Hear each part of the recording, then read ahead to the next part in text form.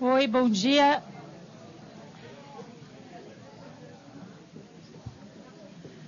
Olha só. Bom, em primeiro lugar, eu queria agradecer a presença de vocês todos aqui hoje na Faculdade de Direito da GV. Desculpa o atraso, mas eu acho que, né, São Paulo, assim mesmo, a gente já tinha previsto mais ou menos um atraso de meia hora. A gente não vai atrasar nas mesas, então essa apresentação não vai levar uma hora, vai ser uma apresentação mais sucinta. Meu nome é Helena Romanach, eu trabalho no Instituto Sou da Paz. E, bom, eu vou começar pelos agradecimentos. Eu gostaria de agradecer, em primeiro lugar, à GV, que nos cedeu o espaço e nos proporcionou fazer esse evento aqui o dia todo. Então, em nome da Maíra e da Luísa, eu agradeço à GV. Em segundo lugar, eu gostaria de agradecer à Open Society Foundation, que está aqui representada pela Mary.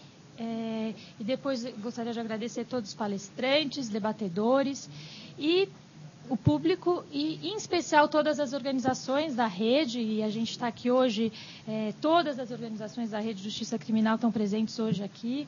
A gente vai, o intuito do seminário hoje é compartilhar um pouco o conhecimento produzido ao longo de mais de 2 anos e meio, praticamente faz que a gente criou essa rede, tem trabalhado nela.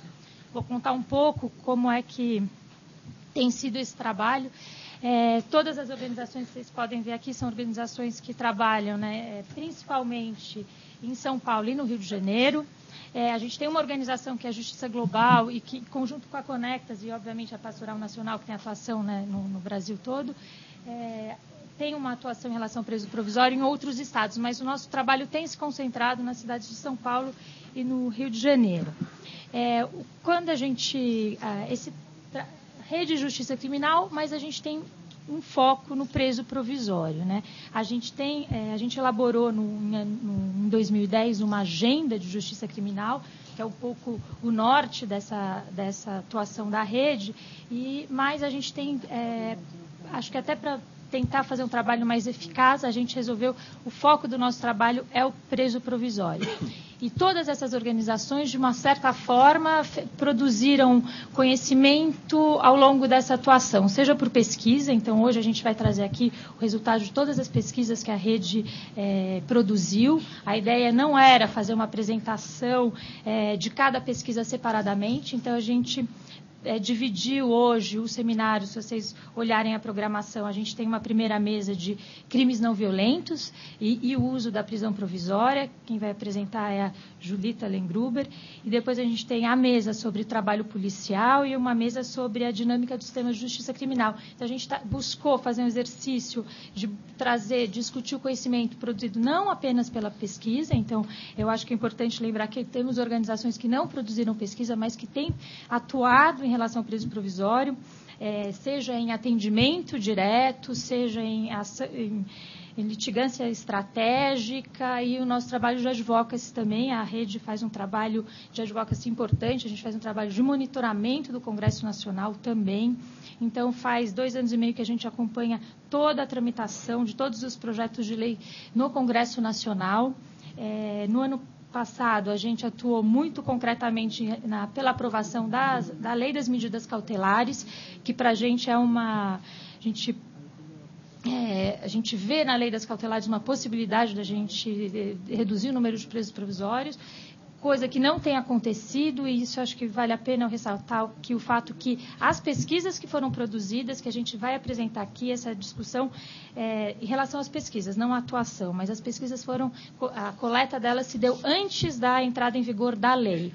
Hoje, algumas organizações da rede já estão conduzindo nova pesquisa para discutir a aplicação da Lei das Cautelares, mas eu acho que, de qualquer forma, o IDDD está atuando no mutirão, no CDP aqui em São Paulo. A gente também já tem bastante subsídio também para discutir a aplicação das cautelares, não de uma forma tão ampla quanto antes da lei. Mas, então, hoje o intuito do seminário é que a gente, a partir desse conhecimento, a gente consiga debater e conseguir fazer um encaminhamento para avançar em políticas públicas, encaminhamentos um pouco mais concretos. Se a gente conseguir sair daqui com 2, 3 encaminhamentos, acho que a gente já consideraria isso um sucesso, assim. E eu só queria contar um pouquinho que esse trabalho da rede, na verdade, faz parte também de uma campanha mais ampla. A gente, através da Open Society, que é o financiador que financiou esses projetos a respeito de presos provisórios, através desse financiamento e dessa rede do Brasil, a gente faz parte de uma rede da América Latina, que faz parte também de uma campanha global, né? Então, é uma campanha global contra o uso abusivo da prisão provisória. A gente tem em si... a gente, na verdade, a rede teve essa experiência e foi muito interessante. A gente, ao entrar em contato com outros países da América Latina e como a prisão provisória é tratada e outras formas, como a audiência de custódia, né, uma audiência... acho que a nossa nova... bandeira, assim, uma das nossas novas bandeiras hoje, a gente pode já dizer, acho que todo mundo da rede concordaria nisso, é lutar por uma audiência que aconteça, né, no início, logo depois da prisão. A gente acha que esse contato com o juiz, defensor e promotor poderia ser coibir o uso da violência e permitir uma aplicação mais eficaz das medidas cautelares. Isso a gente depois acho que vai discutir um pouco ao longo do dia, mas a gente também já como rede já elegeu algumas bandeiras para tentar mudar a situação.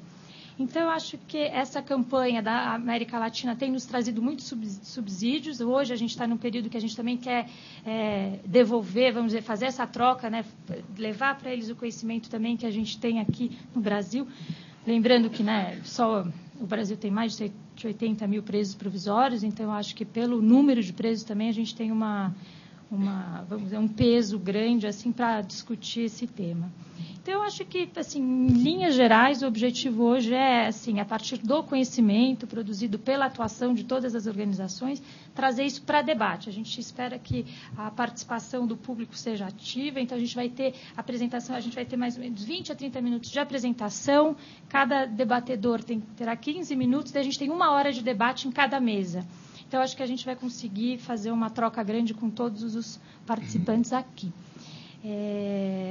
Então, eu vou passar a palavra para a Mary, que ela vai contar um pouquinho aqui. Bom dia. Buenos días.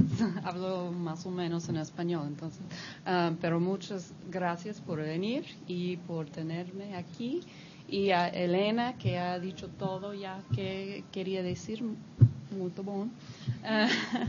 No, solamente para decir que estamos metidos en de prisión provisoria en todo el mundo. Estamos enfocados ahora, de mi parte, en como 12, 13 países. Y hay 3 en América Latina, y con mi compañera que está ahí, estamos trabajando, como dijo Elena, en red en América Latina, y estamos tratando de comparar y las experiencias de Brasil y de otros países de la región.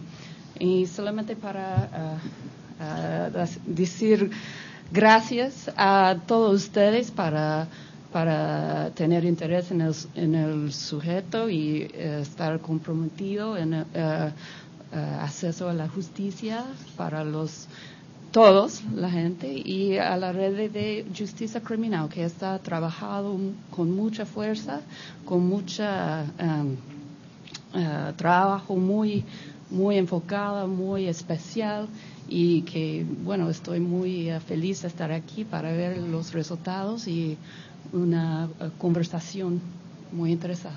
Gracias. Agora, então, o Rafael Custódio, da Conectas, vai contar um pouco de outros assuntos. Vamos lá. Bom dia a todos. Agradeço também a presença de todos e o convite para a Conectas vir aqui compor a mesa de apresentação. Seguindo essa linha do que a Helena disse sobre o tema das prisões provisórias não ser mais um tema de cunho nacional somente, né? É um tema que cada vez mais é tratado como um problema internacional. São vários países, não só da América Latina, mas que existe essa preocupação do debate sobre as causas desse abuso da prisão provisória. Como mudar essa política que, na verdade, parece mais ser uma cultura da prisão provisória, quais são as raízes disso, como a gente pode melhorar o sistema para que o cenário seja, pelo menos, minimizado diante dos números que todos devem saber, que são absolutamente alarmantes em relação ao número de presos provisórios, não só no Brasil, como na América Latina e demais países. E a minha apresentação ela vai ser um pouco curta também, até para dar tempo também para o debate continuar ao longo do dia com mais profundidade, mas vem nessa linha de trazer dois pontos em relação ao tema, como o tema está sendo tratado no âmbito internacional, mais especificamente na ONU, né?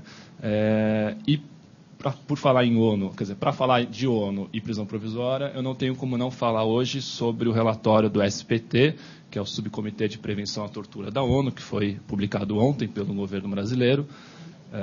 Para quem não sabe, o subcomitê é vou explicar em linhas bem sucintas, mas é um mecanismo de direitos humanos internacional, funciona logicamente dentro do âmbito da ONU, composto por especialistas, peritos em tortura, que visitam países que são os países signatários do protocolo facultativo do combate à tortura. Esse grupo de experts tem a prerrogativa de visitar as unidades que eles escolhem sem nenhum tipo de controle, sem nenhum tipo de restrição. E esse grupo visitou o Brasil no fim do ano passado, em agosto. Eles visitaram 23 unidades de privação de liberdade no Brasil, nos estados do Espírito Santo, Goiás, São Paulo e Rio de Janeiro. Foi produzido um relatório com base nos depoimentos, nas entrevistas. Várias entidades, não só do governo, foram contactadas, mas também da sociedade civil. E eles fazem uma fotografia de como está hoje o cenário das unidades de privação de liberdade do Brasil. O resultado, o governo tinha esse documento já há algum tempo, e ontem, então, portanto, ele foi publicado. Eu, com a ajuda do pessoal da Conectas, a gente parou um pouquinho ontem à noite para pegar alguns pontos principais do que a gente acha interessante para o dia de hoje. E o que chama a atenção, resumidamente, eu também não vou entrar em muitos detalhes dos pontos apresentados pelo SPT, mas eles apontam alguns itens que, na verdade, não trazem surpresa para a gente, né? Para quem milita na área da justiça criminal, em qualquer papel que seja. Infelizmente, o que eles trazem ali, essa fotografia, não é nova, né? Mas, enfim, destaquei aqui alguns pontos. Eles especificamente citam uma superlotação exacerbada das unidades prisionais, prática reiterada de tortura de agentes penitenciários, falta de saneamento básico, milhares de presos ainda em delegacias de polícia, presos provisórios encarcerados juntamente com presos já condenados, falta de assistência médica, revista vexatória dos familiares, corrupção sistemática dos agentes penitenciários e o controle de facções criminosas de determinado presídio. Esses são alguns pontos que o SPT indicou como presentes em algumas dessas 23 unidades. Como eu disse, não é novidade, mas, ao mesmo tempo, acende uma luz ao governo brasileiro, pelo simples fato de... aí eu vou abrir um pouco aqui o enfoque, abrir um parênteses, na verdade. Se o Brasil cada vez mais se coloca como um país que deve ser respeitado, que deve ser líder na América Latina, na ONU, etc., Conselho de Segurança, um país que se projeta internacionalmente cada vez mais, essa luz que o relatório do SPT vem trazer, esse retrato, essa fotografia que eles tiram do sistema penitenciário brasileiro, é muito importante porque ela incomoda o governo, ela incomoda essas pretensões internacionais no governo, e podem ser, talvez, aí o início de uma nova política para que se trate o tema de uma maneira mais racional. Outro mecanismo interessante de direito internacional, que o Brasil também faz parte, e que também é um fato relativamente recente, eu queria só dizer um pouquinho aqui sobre ele, é a revisão periódica universal, né? O RPU, ou UPR, como as pessoas normalmente dizem em inglês, a sigla em inglês, que é um mecanismo do Conselho de Direitos Humanos da ONU, nos quais os países membros da ONU passam por uma revisão periódica dos seus índices de direitos humanos, violações, projetos, etc., de 4 em 4 anos. O Brasil passou pelo primeiro ciclo em 2008, né, foi sabatinado por diversos países, e agora, há 15 dias atrás, mais ou menos, o Brasil passou pelo segundo ciclo na ONU. O que chamou a atenção, também não vou me aprofundar muito no relatório da revisão periódica, mas é que na primeira participação do Brasil, em 2008, 4 recomendações foram recebidas pelo governo brasileiro que diziam respeito ao sistema penitenciário e justiça criminal. 4. Em 2012, agora, 15 dias, foram mais de 20. Então, mais de 20 recomendações de países que tratam desse tema. Então, o que eu quero dizer, e aí pegando o gancho do início da minha fala, é como essa exposição do Brasil, essa abertura que o Brasil tem dado e essa priorização das relações internacionais, de se tornar um agente mais ativo, ela tem trazido de volta, né, como uma via de mão dupla, ela traz também uma luz sobre os nossos problemas, né, aqui especificamente sobre o sistema penitenciário e justiça criminal. Como eu disse no começo, é evidente que essas informações não são, esses relatos não são novos, né? Infelizmente não são novos, mas longe de ser pessimista, eu acho que, na verdade, justamente seminários como esse, entidades como as aqui presentes, os convidados, palestrantes, demonstram que existe aliás, a sala cheia acho que indica isso também, como as pessoas estão dispostas a debater o tema, né, sem paixões, sem dogmas, para que, enfim, a gente possa conseguir chegar a patamares mínimos aí de dignidade sobre quando se fala em presos provisórios. Chama a atenção que se o SPT, se o relatório do Subcomitê de Prevenção à Tortura da ONU, diz que existe tortura, corrupção dos agentes penitenciários, controle das facções criminosas dos presídios, falta de saneamento básico, falta de medicamentos, etc. Quando a gente pensa em presos provisórios, a gente automaticamente vai lembrar da presunção de inocência que existe por trás de cada acusado preso preventivamente, e todo mundo sabe que um dos reflexos do princípio da presunção de inocência ou da não culpabilidade é que o preso deve ser tratado como inocente pelo Estado, né? Então, o SPT vem, não só o SPT, mas também o UPR, eles vêm e demonstram como o Brasil trata os seus inocentes, né? Os inocentes, constitucionalmente falando, são tratados com tortura, com extorsão, com chantagens para que entre numa facção criminosa, senão ele não vai ter a proteção ali naquela unidade, enfim. Então, realmente, é uma reflexão interessante. E aí o que eu proponho, na verdade, para o dia de hoje também, se vocês me permitirem, é que quando a gente fala de preso provisório no Brasil, a gente deve falar automaticamente sobre esses temas. Ou seja, não se pode falar sobre presos provisórios, muitas vezes o debate fica muito reduzido, como uma análise num caso concreto, se um juiz tecnicamente, ali em primeiro grau, se o juiz tecnicamente acertou ou errou ao conceder liberdade provisória ou não. O debate não é só esse, ele pode ser também esse, mas o debate é prisão provisória e as pessoas que presumidamente inocentes estão sendo tratadas dessa maneira que, por exemplo, o SPT fotografou. É isso que deve vir na mente das pessoas quando se fala sobre isso, né? E é isso que eu penso sobre o tema.